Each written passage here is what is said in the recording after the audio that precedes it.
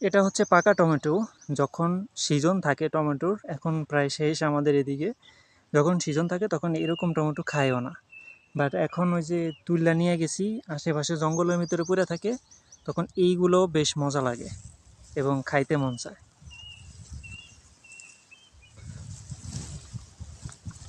দারুণ। ওই যে ফাঁকে ফুঁকে, জঙ্গলের ফাঁকে ফুঁকে থাকে। যদিও একটা গাছ আছে এখনো, এটা পরে লাগানো হয়েছে। বেশ মজা লাগতেছে।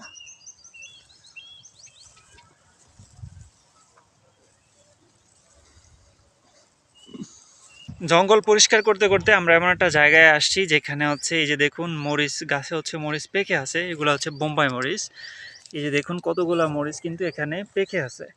তো এই যে বোম্বাই মরিচের বিচি আসলে মানে গাছ কোথা থেকে হয় বা চারা কোথায় থেকে হয়, এই যে পাকনা মরিচগুলো আছে, এই পাকনা মরিচগুলো থেকে বিচি নিয়ে তারপর হচ্ছে এখান থেকে এগুলার চারা তৈরি করা হয় এবং আমরা এই জিনিসটাই করি। আর এগুলো হচ্ছে একেবারে দেশি, যে পাকনা মরিচটা আছে ওই দেশি পাকনা মরিচটা।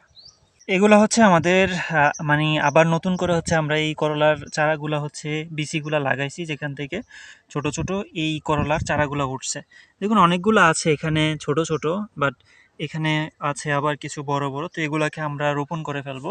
আবার এই পাশে আছে কিছু, এগুলাকে হচ্ছে আমরা জাস্ট পাতনা দিছি। বিষয়টা হচ্ছে এরকম সরু সরু হাইর করে একটা চিকন চিকন মানে সিরিয়াল করে আমরা হচ্ছে বিচিগুলা দিয়া তারপর হচ্ছে গোবরের সার উপরে দিয়ে দিছি। আর ঠিক এই পাশেও আছে আরো অনেকগুলা। এখানে আগে আরো অনেকগুলা ছিল, সেগুলোকে আমরা উঠায় নিছি, উঠায় নিয়ে তারপর হচ্ছে সেগুলো রোপণ করে ফেলছি।